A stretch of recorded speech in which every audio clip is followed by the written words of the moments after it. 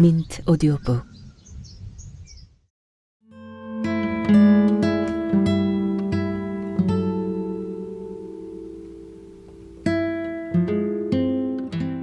지 살아생전에 그렇게라도 해야 눈을 감을 것 같구먼요. 이 동네에서 쫓겨나고 싶은가? 주둥아리 닥쳐. 요망한 것들 같으니. 비밀이 숨겨지던가요? 왜 이러는 거요, 이것이? 지금 제가 어디로 가는지 똑똑히 보세요.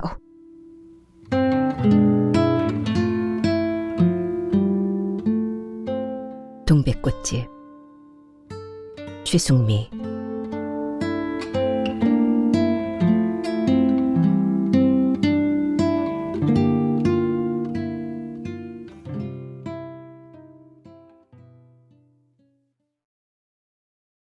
선비댁 타작마당엔 밤낮 없이 애들이 모여 놀았다. 담장이 높은 집엔 선비 어른과 그의 어머니인 안채 할머니가 살았다. 황토와 납작한 돌을 켜켜로 쌓아 올린 담장은 너무 높아 감나무 위까지만 보였고, 시커먼 쇠고리가 달린 대문은 담장보다 높아 애들이 쇠고리에 매달려 사랑채를 넘겨다보기도 했다. 안채에는 할머니가 식모 언니랑 살고 선비 어른은 사랑채에 살았다. 할머니는 아들만 둘인데 둘째 아들은 서울에 살았다. 선비 어른 부인은 자식도 없이 병을 앓다가 일찍 세상을 떠났다. 읍내에 젊은 부인이 있다고 했으나 선비댁으로 와서 살지는 않았다. 사랑채 건너방에는 손님방이 있고 뒷방에는 젖먹이 아들이 있는 머슴 염소방네가 살았다. 선비 어른은 아침 저녁으로 한복 바지춤에 손을 찌르고 논가를 돌아 집으로 들어가곤 했다. 그 틈에 애들은 생쥐처럼 사랑채 정원을 들여다보았다. 작은 연못에는 물이 졸졸 흐르고 돌틈엔 보라색 난초꽃이 피어 있었다. 무화과와 주먹만한 석류가 입을 떡떡 벌린 채 달려있기도 했다. 둥근 동백나무 때문에 사랑채 마루는 잘 보이지 않았다. 마당을 가로지른 담장에 쇠고리가 달린 샘문은 안채로 통하는 듯했다. 안채에 대한 궁금증이 더 컸지만 그곳을 볼 기회는 없었다. 선비 어른 동생이라는 서울 아저씨가 왔다. 큰 키에 댄님도 묵지 않은 한복을 입고 기죽기죽 웃고 다녔다. 너무 말라선지 걸을 때마다 온몸이 허수아비처럼 흔들렸다. 걸어가다가 느닷없이 금주를 봤냐고 물어보기 일쑤였다. 애들은 아저씨를 볼 때마다 금주 없다고 놀렸다. 딸 금주가 학교 갔다 오는 길에 교통사고로 죽어 아저씨가 정신이 돌았다고들 했다. 혼자 집에 있는데 아저씨가 왔다. 곳간이며 뒤란을 돌며 금주를 부르다가 갑자기 나를 보고 팔을 벌리며 금주야 했다. 나는 깜짝 놀라 금주 아니라고 소리를 질렀다. 한참이나 나를 빤히 보다가 고개를 갸웃거리며 나갔다.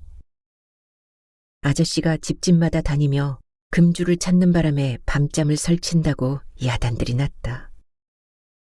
아니나 다를까 한밤중에 아저씨가 금주를 부르며 우리 집 방문을 열었다.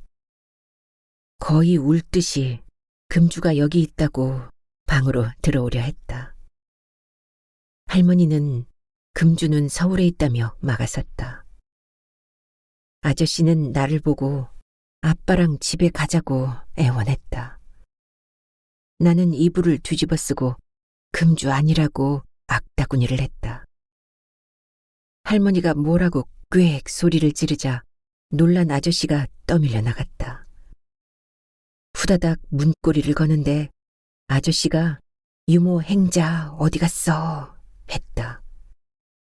할머니가 쉿쉿 하더니 두 사람의 발소리가 멀어졌다. 행자는 우리 엄만데 왜 아저씨가 우리 엄마를 찾을까? 한참 만에 들어온 할머니는 등잔불을 꺼버리고 누웠다.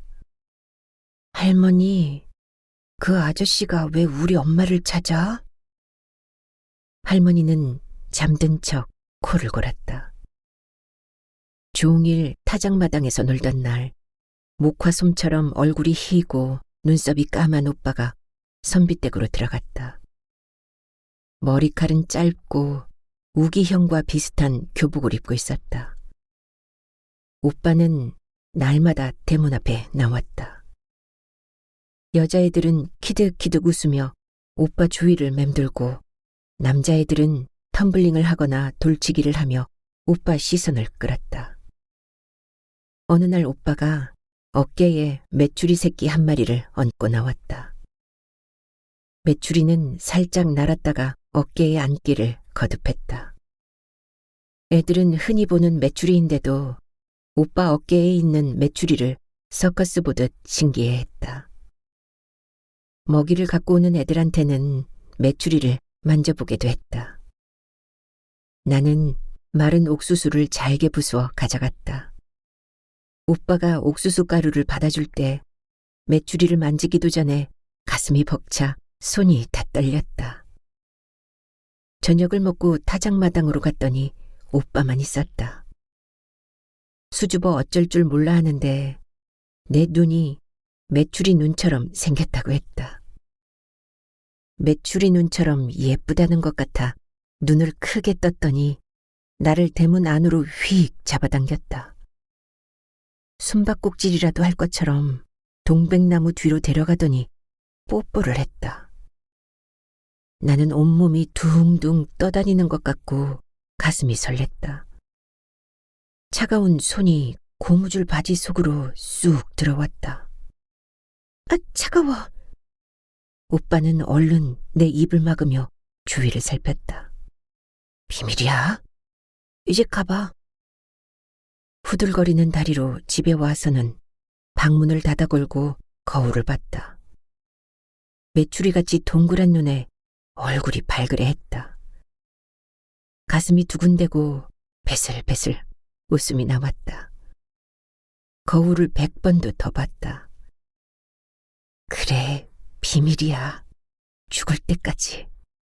오빠 눈도 메추리 눈을 닮았어. 이제 메추리 오빠라고 부를 거야. 할머니가 실성을 했냐고 하는데도 웃음이 그치지 않았다. 다음 날 웃음을 감추느라 딴청을 부려가며 타작마당으로 갔다. 애들이 아침 일찍 오빠가 서울로 갔다고 했다. 아, 정말? 순식간에 제트기를 놓치고 연기만 보는 듯 마음이 허전했다. 풀이 죽은 채 거울만 들여다보며 메추리 오빠를 불렀다. 할머니는 뭐 때문에 시무룩하냐고 핀잔이 잦았다. 여름방학 때는 오겠지. 여름방학이 까마득해서 훌쩍거렸다. 선비댁 식모 언니가 시집을 가고 길려라는 여자애가 왔다. 키는 나와 비슷해도 나이는 2살은 위라고 했다. 눈이 찢어지고 얼음판에 미끄러질 듯한 말투는 제비꼬리처럼 뒤끝을 올렸다. 붉은 꽃무늬 원피스를 뽐내며 떼꾸게 저른 내 포플린 치마를 보고 코웃음을 쳤다. 누가 물어보지도 않았건만 식모가 아니라 친척 할머니를 돌보러 온 거란다. 길려는 우리더러 동백나무가 있는 정원까지 들어가 놀게 했다. 나는 메추리 오빠와 뽀뽀했던 순간을 떠올리며 동백나무 주위를 맴돌았다. 애들은 타작마당에서 놀 때와는 다르게 발소리를 죽여가며 집안을 살폈다. 정원엔 물이 졸졸 흐르고 바위 틈새엔 손이 베일 듯한 난초가 뻗쳐 있었다. 길려는 학교를 안 다녔는지 글을 읽지 못했다. 타작마당에서 방치기를 할 때면 애들이 일부러 누구 이름을 써놓은 방은 밟지 말라며 길려를 굴렸다. 그런 날은 길려가 안채 할머니에게 왜 학교 안 보내주냐고 대들었다. 나는 길려에게 애들 이름만이라도 가르쳐 주려고 했으나 방치기를 안 하면 안 했지 나한테 글자 배우는 짓은 하지 않겠단다. 되레 할머니들한테 들은 얘기로 매사에 아는 척을 하며 나더러 못하러 학교는 다니느냐고 핀잔을 줬다. 나는 길려보다 아는 것도 없으면서 학교를 왜 다녀야 하는지 의문스럽기도 했다. 선비 어른이 병이 나서 서울로 가고 금주를 찾던 아저씨도 갔다. 사랑방은 자물쇠가 채워졌으나 마루는 먼지가 뽀얗게 쌓이고 애들이 생쥐처럼 들락거리며 발자국을 찍었다. 염서방이 야단을 쳤지만 애들도 만만하게 보아선지 그의 말은 들은 척도 안 했다. 나는 우물가에 갔다가 정자에서 동네 아주머니들이 소곤대는 소리를 들었다. 쟤는 아직도 아버지가 누군지 모르지 아마? 모를 테지. 쟤네 아버지도 모른다잖아. 안들 이제 와서 어쩌겠어. 후적에 올려주지도 않을 텐데. 닮기도 했어. 그렇지? 씨도둑질은 못한다고 하잖아. 괜히 경칠일 들먹거리지 말자고. 몇 년 전에 제 엄마가 왔을 때 온 동네가 오금을 졸였잖아. 그랬지. 근데 제 엄마는 일본에서 뭐 할까? 빤하지 뭐. 얼굴이 반반하니까 그걸로 먹고 살겠지. 요즘 그런 여자가 어디 한둘인가? 쟤도 얼굴이 반반한 게 팔자가 보통은 넘겠어. 아주머니들은 내 눈치가 보이는지 서둘러 정자를 떠났다. 나는 양철통 물을 철철 흘리며 집으로 왔다. 할머니, 나는 아버지가 누구야? 그게 무슨 소리냐? 아주머니들이 나더러 아버지가 누군지도 모를 거라고 했어. 이 옆편 애들이 그랬단 말이냐? 나도 얼굴이 반반해서 팔자가 보통이 넘을 거래. 이 옆편 애들이 애 앞에서 뭔 입방아를 찧었단 말이고. 할머니는 흙바람을 일으키며 아주머니들을 찾아 나섰다. 마침 수철이 아주머니가 기가 펄펄한 할머니와 마주쳤다. 자넨가? 할머니는 머쓱해하는 수철이 아주머니를 다그쳤다. 이 옆에 애들이 애 앞에서 무언 소리를 짓거렸는가? 아이고 별말 안 했어요. 애 엄마 얘기가 나와갖고 제가 불쌍하다고 몇 마디들 했지요 뭐. 얘가 왜 불쌍해? 말이야 바른 말이지. 여느 애들하고는 다르잖아요. 아버지도 없는 데다 엄마도 잘 오지 않고 어디서 터진 입이라고 함부로 짓거려? 악에 바친 할머니가 수철이 아주머니 머리채를 잡아챘다. 키가 작은 아주머니는 양손을 뻗어 허공만 휘젓고 할머니 아귀는 머리카락을 한 움큼이나 뽑아준 다음에야 힘을 풀었다. 순식간에 동네 사람들이 싸움판 주위를 둘러쌌다. 수철이 아주머니는 모시 바구니같이 헝클어진 머리채를 이고 사람들 틈을 빠져나갔다. 저그 팔자는 상팔자라서 평생 남의 땅떼기만 파먹고 사는가? 어디서 남의 애 갖고 지랄이야 지랄이. 한 번만 더 주둥아리 놀려봐. 아가리를 쫙 찢어놓을 테니까. 가시돋친 말을 쏟아낸 할머니가 내 손을 잡아 끌어 집으로 향했다. 애들이 우르르 따라 나오려다가 할머니의 기세에 주춤해져 따라오지 못했다. 다 쓸데없는 소리니라. 엄마는 편지 어디에도 아버지 얘기를 하지 않았던 게 이상하기도 했다. 한 번도 본 적 없는 아버지를 잃은 것만 같아 슬픔이 꾸역꾸역 몰려왔다. 그날로 애들은 내 눈치를 보고 길려는 동네 아주머니들보다 더 나를 몰아세웠다. 원래 예쁜 것들이 팔자가 세대. 할머니들이 그랬어. 내가 팔자가 세 보여? 야, 너나 나나 엄마 아버지하고 같이 못 사니까 팔자가 센 거지. 길려가 우물가에서 빨래방망이를 두드리며 노래를 불렀다. 엄마 구름, 애기 구름 정답게 가는데 아빠는 어디 갔나. 어디서 살고 있나. 아, 우리는 외로운 형제. 길 잃은 기러기. 눈물이 흘렀다. 엄마 아버지랑 같이 살지 않는 게 이토록 슬픈 일일까. 엄마는 아버지와 일본에 살아서 자주 오지 못한다고 했다. 내가 초등학교 입학할 때 와서 빨간 코트를 입혀주고 간 뒤로 오지 않았다. 설, 추석 때나 내 생일에 학용품과 편지만 보내오곤 했다. 일제 연필 깎기는 애들의 부러움을 사기에 충분했다. 언제나 할머니는 편지를 품에 넣고 우기네 아버지한테로 갔다. 내가 읽어드리겠다고 해도 들은 척을 안 했다. 편지를 전해 듣고 온 할머니는 한숨이 한자나 길어지며 콧물을 훔쳤다. 할머니 몰래 엄마의 편지를 전부 읽어봤다. 엄마는 잘 있으니 염려하지 말고, 할머니는 아프지 말고, 나는 공부 열심히 하라는 얘기뿐이건만 편지를 읽을 때마다 할머니가 콧물을 훔치듯 나도 목이 메었다. 온다는 편지도 없이 엄마가 왔다. 골목을 끼고 도는 엄마의 머리 옆에 머리기름을 바른 웬 남자가 보였다. 나를 부르는 엄마 품으로 달려들었다. 내가 예전같이 엄마 품에 폭 안기지 않는다는 사실에 놀라 몸을 떼어보았다. 엄마 배가 불룩했다. 엄마를 부축하는 남자는 나를 보고 아는 척을 했지만 아버지는 아닌 것 같았다. 그 남자에게 엄마를 뺏긴 것 같아 화가 치밀고 눈물이 났다.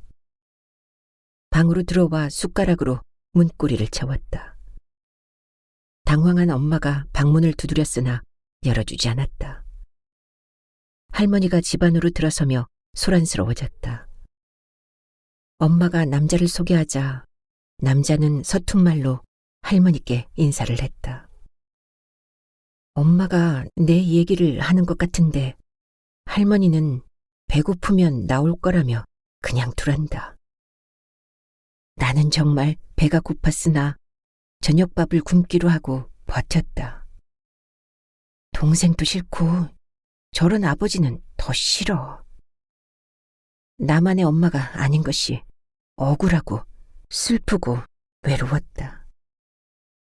배가 고파 슬그머니 나왔더니 엄마의 눈가가 불그레했다. 남자가 내 머리를 쓰다듬어 주었지만 심하게 도리질을 했다.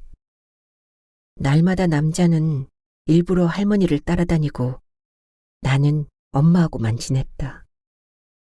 물도 길러오고 오일장에도 갔다. 길려와 비슷한 꽃무늬 원피스도 사주었다. 엄마와 행복하게 지내는 순간에도 불안은 그림자처럼 따라다녔다. 엄마는 또 떠나버리겠지. 아침부터 엄마와 남자가 떠날 채비를 했다. 엄마는 곧 데리러 온다고 나와 손가락을 걸었다. 곧이 언제야? 할머니는 한숨을 쉬고 눈물을 찍어냈다. 애 학교 간 후에 나가지? 남자가 엄마 등을 쌓아놓으며 골목을 빠져나가니 엄마의 냄새마저 사라졌다. 나는 할머니의 욕짓거리에도 학교에 가지 않고 방 안에만 처박혀 있다가 길려에게로 갔다. 길려는 내 원피스를 보자마자 입을 삐죽거렸다. 네 엄마랑 그 남자 갔어?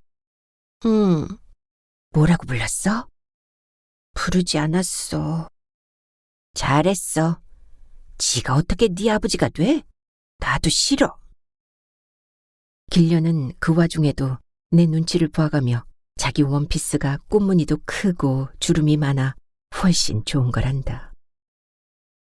우리 엄마는 그 남자가 놈팡이라 좋은 원피스를 사주지 못했을 거라고. 놈팡이라 안 했어. 야, 척 보면 몰라? 길려는 별것도 다 안다. 엄마는 어쩌다가 그런 놈팡이와 같이 왔을까? 구두를 통시에 쳐넣어버릴걸. 그 남자를 골려주지 못한 것에 화가 더 났다. 나를 데려가도 절대로 아버지라 부르지 않을 거야. 너를 데려간대? 응. 야, 다 거짓말이야. 네 엄마 돈 뜯어먹으려고 붙어있는 거야.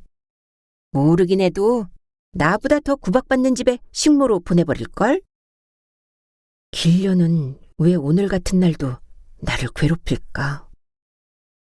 엄마가 떠난 것만큼 외롭고 슬퍼져서 집으로 왔다. 할머니 품에서 잠들 때까지 울었다. 세상이 온통 슬픈 날이었다. 길려는 시키는 일을 제대로 하지 않아 안채 할머니한테 야단을 맞았다. 할머니는 긴 담뱃대로 대청을 두드리며 야단을 치고 길려는 우물에 두레박을 텀벙대며 이 집에서 나가버릴 거라고 어깃장을 부렸다. 나더러 같이 도망가자고 꼬드겼으나 싫다고 했다. 평생 이 총구석에서 썩다가 죽으란다. 길려가 안채 할머니 폐물 주머니를 훔쳐 도망갔다고 소문이 났다. 오일장에서 건달들과 만났다느니 다방 여자를 따라갔다느니 나는 믿기지가 않아 안채 우물가까지 들어가 보았으나 길려는 보이지 않았다. 가끔 내 속을 뒤집었어도 친구 같았는데 다 생각이 있다더니 결국 폐물주머니였을까. 금주를 찾아다니던 아저씨가 죽었다며 흰 두루마기 입은 사람들이 타작마당을 가득 메웠다. 선비댁 담장 안에선 곡소리가 끊이지 않았다. 곡소리 틈틈이 아버지를 애타게 부르는 남자 목소리가 들렸다. 메추리 오빠면 가엾어서 어떡해. 미끄럼을 타고 놀던 무덤 아래쪽에 뻘건 흙을 둘러쓴 무덤이 생겼다. 애들은 금방 묻은 시체는 썩지 않아 귀신이 힘이 세다고 입을 모았다. 해질녘에 보이는 무덤은 금방이라도 귀신이 흙무덤을 밀쳐내고 나올 것만 같았다. 아저씨 무덤이 생긴 후로 애들은 그곳에 가는 걸 꺼렸다. 흰 두루마기를 입은 남자가 대문간에 있었다. 나를 보고 흠칫하더니 대문을 닫고 들어가 버렸다. 분명 메추리 오빠 같은데 어찌 나를 모른 척할까? 비밀을 잊었을까? 오빠 눈도 메추리 눈을 닮았다고 말해주고 싶은데. 할머니 코 고는 소리가 커질 때쯤 다시 타작마당으로 갔다. 대문은 잠겨있고 틈새로 보이는 사랑채에서 불빛이 새어나왔다. 두런두런 얘기소리에 귀를 기울였지만 메추리 오빠 목소리는 찾아낼 수가 없었다. 밤늦도록 타작마당을 서성인 탓에 늦잠을 잤다. 버스 정류장에 있는 사람들 소리에 늦잠을 저주하며 공 튀기듯 튀어나갔다. 메추리 오빠도 정류장에 서 있었다. 양복 입은 오빠는 멀리서 보아도 멋져 보였다. 큰 소리로 불러보고 싶었지만 어젯밤 아는 척도 않던 오빠를 부를 용기가 나지 않았다. 집 안으로 들어와 담장 밑에 물통을 엎어놓고 올라섰다. 아랫동네에서 흙먼지를 일으키며 버스가 올라오고 있었다. 메추리 오빠가 나를 보고 있는 것만 같아 양손을 번쩍 들어 흔들었다. 버스가 정류장에 다다를 때에 오빠가 한쪽 손을 들어 보였다. 나는 번개를 맞은 듯이 메추리 오빠를 불렀으나 버스가 쓱 들어와 버렸다. 버스가 떠나고 정류장엔 아무도 없었다. 달이 훌러덩 떨어질 듯 크고 밝은 날 밤이었다. 한밤중에 할머니가 내게 막걸리 주전자를 들리고 선비댁 무덤들이 있는 곳으로 갔다. 밝은 달 때문이었는지 내 발자국 소리에도 놀라며 오소소 몸을 떨었다. 망주석 틈에 사는 박쥐들이 내 머리 위를 날아다녔다. 할머니는 하필 금방이라도 귀신이 나올 것 같은 아저씨 무덤 앞에 나를 세웠다. 서둘러 마른 명태며 곶감과 대추를 상석에 펼쳐놓았다. 대접에 막걸리를 부어 두어 바퀴 돌려놓더니 2번 절을 하라 했다. 할머니가 소곤거리며 재촉을 하는 바람에 얼떨결에 절을 했다. 아이고 불쌍한 것. 콧물을 훔치던 할머니가 갑자기 상석을 치우더니 나를 끌고 배롱나무 뒤 어둠 속으로 숨었다. 할머니에게 왜 그러느냐고 물어봤지만 내 입만 틀어막았다. 졸음이 올 때쯤 할머니가 집으로 가자고 했다. 어쩐지 좀 전의 일이 멀건 달에게 들킨 것처럼 뒤가 캥겼다. 안채 할머니가 우리 할머니를 부른다고 기별이 왔다. 할머니는 날더러 따라오지 말라고 신신당부를 했지만 나는 도둑고양이처럼 따라가 뒤란 안채 할머니 봉창에 귀를 갖다 댔다. 안채 할머니가 긴 담뱃대로 노랫더리를 댕댕 치는 소리가 들렸다. 어머니 어젯밤에 무슨 짓을 했는가? 지 살아생전에 그렇게라도 해야 눈을 감을 것 같구먼요. 이 동네에서 쫓겨나고 싶은가? 다시는 그런 일 없을 거구먼요. 할머니가 웅얼웅얼 울음 섞인 말을 몇 마디 더 했다. 주둥아리 닥쳐! 요망한 것들 같으니. 또 노랫더리를 치는 소리에 할머니가 울음을 뚝 그쳤다. 나는 너무 놀라 말똥구리처럼 구르며 집으로 왔다. 안채 할머니의 긴 담뱃대가 내 정수리를 치는 것 같아 이불을 뒤집어 썼다. 동네 싸움닭 같은 할머니가 걷지도 못하는 안채 할머니에게 왜 그토록 야단을 맞을까? 울기까지 하다니. 바느질 하느라 늦었다며 아무 일도 없었던 듯 할머니가 들어왔다. 자는 척하는 내 등을 툭툭 치며 눈물을 머금은 코를 팽 풀었다. 아이고 내 새끼, 불쌍해서 어쩌노.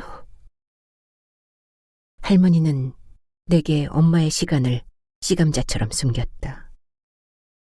소문은 내 아버지가 누군지도 모를 거라던 말과 함께 동네 구석구석에서 싹을 틔우고 무성해졌다. 할머니가 동네 아주머니들의 주둥아리를 다 찢어 놓을 듯해도 숨겨진 엄마의 시간들은 내 뒤통수를 치며 따라다녔다. 안채 할머니의 노랫더리로도 할머니의 악다구니에도 숨겨지지 않는 소문들이었다. 안채 할머니는 배부른 염서방떼기 수발을 든다고 했지만 우리 할머니가 더 자주 가는 것 같았다. 대문은 거의 열려 있어 사랑채 헛간은 동네 애들의 놀이터가 되었다. 겨울이 되자 선비 어른 방에는 염서방네 세 식구가 들어가 살았다. 아기를 낳아야 한다며 따뜻한 방으로 옮겼다고 했다. 안채 할머니는 왜 긴 담뱃대로 대청을 두들기지 않는지, 집에 권세 부릴 식구가 없으니 염서방네가 선비 어른 방에 들어가 사는 것을 말릴 수도 없었을 거란다. 염서방 자네도 이제 선비 어른이 되었는가? 염서방은 동네 사람들의 놀림에 쑥스러운 듯 머리를 긁었다. 애들은 염선비라고 놀려대고 염서방 댁은 보란듯이 사랑채 마루에서 불룩한 배를 두루두루 햇볕에 쬐며 해벌어지게 웃곤 했다. 할머니는 안채 어르신이 노망짓을 하는 것 같다며 혀를 차곤 하더니 대문에 꽃등이 걸렸다. 그리 정갈하더니만 염서방네가 들어갔을 때는 당신 똥에 엎드려져 있더라잖아. 길려 고년이라도 있었으면 그리 숭하게 죽었겠냐. 동네 할머니들은 자신의 죽음인 양 혀를 차며 눈물을 흘렸다. 사람들이 흰 두루마기를 입고 타작마당으로 몰려들자 나는 또 가슴이 설렜다. 버스길이 닳도록 내다보고 타작마당을 가보아도 메추리 오빠가 보이지 않아 허전하기만 했다. 꽃상여가 들어오고 온 동네가 북적이더니 아저씨 무덤 위쪽에 안채 할머니 무덤이 생겼다. 이제 우리 할머니를 호통칠 사람이 없어졌는데 왜 내가 슬플까? 나도 모르게 안채 할머니를 좋아했던 것 같았다. 쪽진 머리에 한복 치맛자락 끝으로 버선발을 보이며 대청에 앉은 모습이 너무도 고왔다. 툇마루엔 항상 꽃신이 놓여 있었다. 고운 꽃신에 발 한 번 살짝 넣어보고 싶었다. 누째떨이를 두들기며 우리 할머니를 야단친 후로는 무섭기만 했지만 우기 할아버지는 나를 볼 때마다 헛기침을 했다. 수다를 떨던 아주머니들도 애들도 내가 다가가면 말을 멈췄다. 길려가 간 뒤로 나는 누구와도 친구가 되지 못했다. 할머니는 누구든 걸리기만 하면 아가리를 쫙 찢어놓겠다는 듯이 날씨 탓을 하고 동네 개들을 발로 차며 욕을 하고 다녔다. 할머니도 나도 소문에 대한 얘기는 한마디도 하지 않았다. 왠지 모를 두려움에 할머니만 졸졸 따라다녔다. 저녁을 먹은 뒤 할머니가 이것저것을 챙겨 선비댁 사랑방으로 들어갔다. 타작마당에선 애들이 낄낄거리며 대문을 들락거렸다. 염소방 댁이 둘째를 낳는 중이었다. 쇠를 긁듯 앓는 소리에 다들 소름 끼쳐하면서도 동백나무 주위를 맴돌았다. 정원물은 말랐으나 동백나무는 잎사귀가 보이지 않을 정도로 꽃을 피워 꽃섬을 이루었다. 염소방 댁의 쇠 긁는 소리가 점점 커질 때에 동백꽃이 투두둑 떨어졌다. 꽃잎을 주워 앞섭을 담는데 돼지 멱 다는 소리가 났다. 동백꽃을 쏟을 뻔했다. 애들도 놀라 쏜살같이 흩어졌다. 염소방떼기 죽었을까? 아가가 자지러지게 울었다. 고년이 앵간이도 컸구나. 그러니 어메가 저래 죽어나지. 할머니 혀 차는 소리를 뒤로 하고 집으로 왔다. 감나무에 걸린 달 아래서 동백꽃송이를 쏟았다.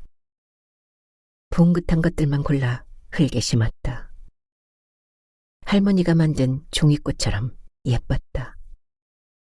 눈물은 왜 나려는지. 밤하늘을 보았다. 배가 불룩한 달이 눈물을 그렁그렁 달았다. 울음이 터지더니 어깨까지 흔들리며 소리가 커졌다. 살인문을 들어서던 할머니가 후다닥 달려왔다. 왜 이러는 거야 이것이? 울음이 그치지 않았다. 소문에 설마 하면서도 슬픔이 깊었던 것 같았다. 내 등을 쳐대던 할머니가 팔자 타령을 하며 엄마 얘기를 했다. 내 죽고 네 어매가 오거든 서울 아저씨 무덤을 가르쳐 주거라. 소문의 실체가 늘 궁금했지만 할머니가 꺼낸 한마디만으로 가슴이 철렁했다. 할머니는 이런 날을 기다렸다는 듯이 탄식과 원망을 섞어가며 엄마의 과거를 끄집어냈다. 서방님 수발을 들라 했더니 덜컹 너를 가졌지 않았겠냐. 머리 좋기로 소문난 아저씨가 고시에 계속 낙방을 하자 처자식을 두고 고향집에 내려와 공부를 하는 중이었단다. 안채 어른이 알았으니 가만히 있었겠냐. 17 어린 엄마를 뱀꼴 팔푼이한테로 보내버리고 할머니도 지금 사는 집으로 쫓겨났단다. 아저씨는 엄마를 찾아 우리 집을 들락거리다가 안채 할머니 호령에 서울로 쫓겨가고 말았다고. 내가 태어난 줄은 꿈에도 모른 채. 팔푼이 주제에 지씨 아닌 것은 알았는지 밤낮으로 때렸다는구나. 만삭인 배를 끌어안고 온몸에 멍투성이가 되어 도망쳐왔더구나. 안채 할머니는 엄마가 집에 온 걸 알고 밤낮 없이 할머니를 불러들여 노랫더리를 두드렸다. 엄마가 몸을 풀기만 하면 어디로든 내보내야 한다고. 할머니가 매번 무릎을 꿇고 빌어 겨우 갓난애는 두고 엄마만 어디든 보내기로 했다. 엄마는 절대로 동네 출입을 해서는 안 된다는 다짐을 받고서 산후조리도 못한 엄마를 박물장수에게 딸려보내며 젖먹이와의 생리별마저 숨을 죽여야 했다. 금주를 찾던 아저씨가 내 아버지였다니. 날 보러 올 수도 없었던 불쌍한 우리 엄마. 소문을 숨기느라 동네 쌈딱이 된 할머니. 그토록 좋아했던 메추리 오빠를 어떻게 내 오빠로 받아들일까? 이복남매의 부끄러운 비밀을 어떡할까? 나는 소문보다 더한 사실에 몸서리가 쳐졌다. 눈을 감고도 웅얼웅얼 마른 울음을 우는 할머니를 눕혀드리고 마당으로 나왔다. 달이 밝아 흙에 핀 동백꽃이 더 붉었다. 시들기도 전에 떨어져 버린 꽃은 엄마를 닮은 것 같았다. 손으로 꽃을 잘 다독였다. 아무리 선비댁이라도 동백꽃만은 권세를 부리지 않겠지. 해마다 엄마를 닮은 꽃을 피워줄 거야. 선비댁 때문에 엄마의 꽃등이 걸리는 날까지 꽃섬을 이루며 피워줄 거야. 나는 아저씨 무덤이 있는 곳을 향해 머리를 숙였다. 씨감자 같은 엄마의 시간들이 드러난 채로 흘러갔다. 할머니는 날마다 눈물바람이고 엄마는 나를 일본 중학교에 보낼 거라며 편지가 잦았다. 할머니를 어떻게 혼자 두고 가냐고, 중학교 안 가도 된다고 고집을 부려도 눈물을 찍어내는 할머니마저 가야 한단다. 다행히 엄마의 계획은 쉽게 이루어지지 않았다. 그 남자와 헤어지고 혼자서 아이를 키우며 사는 일이 쉽지가 않은 듯했다. 읍내 중학교를 버스 통학을 하며 2년을 다녔다. 버스가 하루 2번밖에 없는 터라 새벽 첫 차를 타고 학교를 갔다가 막차를 타고 왔다. 힘에 부쳤는지 많이 야위고 코피도 자주 쏟았다. 그 바람에 엄마의 계획이 앞당겨져 며칠 후면 엄마가 있는 일본으로 가야 한다. 당신 걱정은 하지 말라던 할머니가 짐짓 정수산을 바라보며 혀를 찼다. 마지막 인사라도 하고 가라는 뜻이리라. 엄마 편지를 주머니에 넣고 서린문을 나섰다. 햇살 드는 마당가에서 눈만 굴리던 늙은 월이도 따라 나섰다. 돌담 골목이 오늘따라 길다. 삐죽 나온 돌에 그어놓은 해 그림자 표시가 희미해졌다. 어릴 적 아침 해 그림자에 금을 그어 학교 갈 시간을 짐작했던 흔적이다. 맞은편 우기네 집 양철대문은 지는 해를 받아 신식티를 내며 반짝댄다. 야트막한 돌담을 따라 안동네로 들어가는 길. 아들 부부가 도시로 떠나고 혼자 사는 언년이 할머니의 초가 지붕이 내려앉을 듯 낡아 빈집처럼 적막하다. 우리 집과 언년이 할머니 집 사이에는 우기네 밭이 있다. 우리 집은 외딴 집인 셈이다. 집과 집이 붙어 있어야 무섭지가 않은데 우기네 밭은 밤만 되면 언제나 무서웠다. 밤늦게 타작마당이나 정수산 무덤가에서 놀다 올 때면 우기네 밭 깼다니 시커먼 사람으로 보여 얼마나 무섭던지 살인문에 손이 닿기도 전에 자지러지듯 할머니를 부르곤 했다. 선비댁 타작마당에서 잠시 서성였다. 손등이 튼 꼬마 녀석들이 돌치기에 여념이 없다. 어린 시절 집만큼이나 많은 시간을 보낸 곳이다. 선비댁 대문은 여전히 높지만 담장은 기울어진 가세를 보여주듯 군데군데 황토가 떨어져 나갔다. 열린 쪽문으로 염서방네 계집애가 떼국에 절은 소매에 코를 훔치며 나온다. 아유 뒤로 보이는 동백나무는 꽃이 드문드문 피었다. 꽃섬을 이룰 때를 다시 볼 수 있을까? 월이를 데리고 정수산으로 올라갔다. 선비댁 조상들의 무덤이 있는 곳이다. 겨울 햇살이 조급증을 내듯 산마루를 넘어가고 서리를 뻗쳤던 흙더미가 발밑에서 부서진다. 어릴 적 미끄럼을 타고 놀던 무덤은 더욱 낮아졌다. 안채 할머니 무덤엔 마른 잔디가 부스스하다. 지나치려다가 걸음을 멈췄다. 나는 눈을 똑바로 뜨고 무덤을 쳐다보았다. 당신의 권세에 짓눌려 살 수밖에 없었던 할머니와 엄마의 한 맺힌 인생에 대해, 아버지인 줄도 모르고 살아야 했던 내 인생에 대해 따지고 싶었다. 우리 엄마한테 왜 그랬어요? 이제 와서 죽은 할머니가 놋재떨이를 두들기겠나. 망주석이 달려들어 나를 때릴까. 소문들이 내 귀에 들릴 때마다 달려가서 물어보고 싶었던 말을 쏟아냈다. 어린 엄마를 가난뱅이 팔푼이한테 보내버리니 비밀이 숨겨지던가요? 아버지를 보고도 내 아버지인 줄도 모르고 산 저는요? 지금도 신분이 핏줄보다 중하다고 놋재떨이를 두들기시겠어요? 오기에 눈물이 주르르 흘렀다. 지금 제가 어디로 가는지 똑똑히 보세요. 월이를 부르며 아저씨 무덤으로 성큼성큼 내려갔다. 예전의 붉은 흙도 늙었는지 마른 잔디가 수북하다. 상석 앞에 섰다. 무슨 말부터 해야 할까? 안채 할머니의 불효령 속에 숨겨진 엄마와 아버지. 내가 금주와 닮았냐고 물을까? 금주 오빠가 내 오빠이기도 하다고 할까? 엄마의 편지를 상석에 놓았다.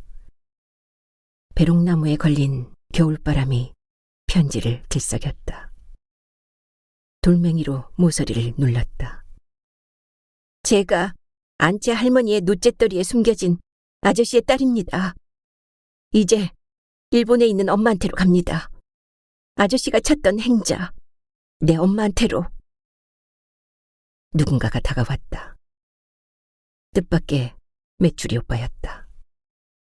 어젯밤에 할머니가 선비댁 제사라며 다녀오더니 오빠가 왔던 모양이었다. 이봐, 남의 묘소에서 뭐해? 아, 그냥. 너 그때 걔 맞지? 오빠다. 네, 이복 오빠. 아버지의 아들. 진실을 알릴 때가 온 걸까? 오빠는 아직도 할머니보다 신분이 높아 함부로 대한다는데 이 사실을 어떻게 받아들일까? 중학생인가? 예쁜데? 입가에 알 수 없는 웃음을 흘린다. 다급하게 오빠를 불렀다. 오빠? 너 설마 그때 일로? 낄낄거리던 오빠가 얼굴을 바짝 갖다 대며 음흉하게 속삭였다. 그럼 오빠 노릇 제대로 해야겠네. 뭐라고 말할 새도 없이 입술을 훔치며 무덤 뒤로 몰았다. 월이가 낑낑대자 발로 걷어찼다. 그 틈에 달아나려 했지만 큰 소나기 위에 잡히고 말았다. 어깨를 움츠리며 감추었던 가슴을 움켜쥐고 나무든 걸처럼 나를 덮쳤다. 월이가 달려들며 지저댔다. 멀리서 할머니가 동네가 떠나가도록 나를 불렀다. 멈칫하던 오빠가 피식 웃고 일어섰다. 옷을 추스르고 상석 앞으로 나오자마자 할머니가 구르듯이 달려왔다. 왜 머리가 찢은 거냐? 모르겠어요. 누구 오지 않았더냐? 할머니가 주위를 살피며 불안해한다. 이 일을 예견이라도 했을까? 아무 말도 못하고 고개만 저었다. 절은 했냐? 지금 하려고요. 절을 하면서도 정신이 혼미해져 비틀거렸다. 아버지라 불러보거라. 오늘을 위해 미뤄두었던 아버지를 불러봐야겠는데 말이 나오지 않았다. 할머니는 눈물을 찍어내며 재촉을 했지만 도무지 입이 열리지 않았다. 혼란스럽고 절망적이고 비참한데 눈물도 나지 않았다. 서방님 딸이요. 이제 지 어미한테로 보내니 살아생전 못 돌본 모녀 부디 잘 돌봐주시오. 월이가 무덤 뒤에서 지저대자 오빠가 월이를 걷어차며 나왔다. 할머니가 오빠를 보고 털썩 주저앉았다. 오빠는 무슨 헛소리냐고 노망이 났다고 눈을 부릅떴다. 나는 그때서야 울음이 터졌다.